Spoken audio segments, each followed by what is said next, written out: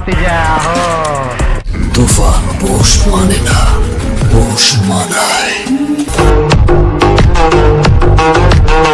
ঢাকাই সিনেমার শীর্ষ নায়ক শাকিব খানের নতুন সিনেমা তাণ্ডব নিয়ে ইতোমধ্যে শোরগোল ফেলে দিয়েছে সিনেমা প্রেমীদের মধ্যে। সিনেমাটি ঈদুল আজহায় মুক্তি পাবে বলে জানা গেছে। এই সিনেমার পরিচালক হিসেবে দায়িত্ব পালন করছেন তরুণ নির্মাতা রায়হান রাফি, যিনি সুড়ঙ্গ ও তুফান সিনেমার মতো সফল কাজের জন্য বেশ পরিচিত।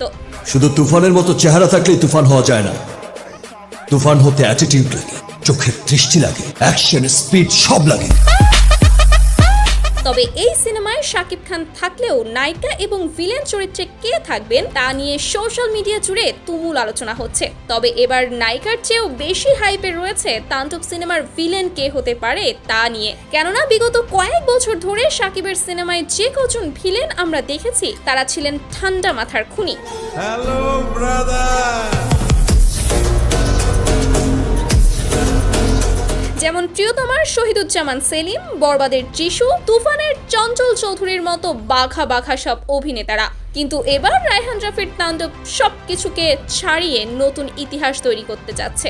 ইনসাইট নিউজ অনুযায়ী এই সিনেমার ভিলেন চরিত্রে হাজির হবেন টলিউডের আরেক হিট নায়ক আমিন খান, যা দর্শকদের জন্য হতে পারে বিশেষ কিছু।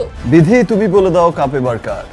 কেন ঢাকা ক্যাপিটালস ছাড়া আবার কার? এছাড়া সাকিবিয়ান থেকে শুরু করে আমজনতারও একটাই চাওয়া, শুরু করেছে বিপিএল এর 11তম মাস, কামব্যাক আর এই আসরে তার মধ্যে এখনো ওই পটেনশিয়ালটা আছে। তবে নায়কের চেয়েও ভিলেন হিসেবে দেখার সবচেয়ে বেশি আগ্রহ দর্শকদের। আমি যদি চলি তাহলে থামি না, আর যদি থামি তাহলে আমার হাত থামে না। আর দর্শকদের সেই প্রত্যাশা পূরণ হতে যাচ্ছে রায়হান রাফি পরিচালিত মেগাস্টার শাকিব খানের বিগ বাজেটের সিনেমা তাণ্ডব দিয়ে। তবে যেন তেন ভিলেন হিসেবে নয়, আমিন খানকে দেখা যাবে একদম ভিন্ন রূপে, যেমন বিক্রমে সূর্যার রোলেক্স চরিত্রটির মতো। স্বল্প সময়ের উপস্থিতি হলেও ক্যামিও চরিত্রে আমির খানের সোয়াগ, অ্যাটিটিউড, ডায়লগ সিনেমা শেষেও দর্শকদের মনে গেঁথে যাবে। ওয়ালটনের কমিটমেন্ট কেউ থামিয়ে রাখতে পারবে না।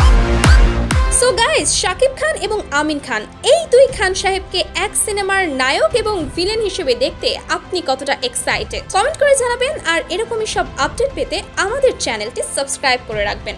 ধন্যবাদ।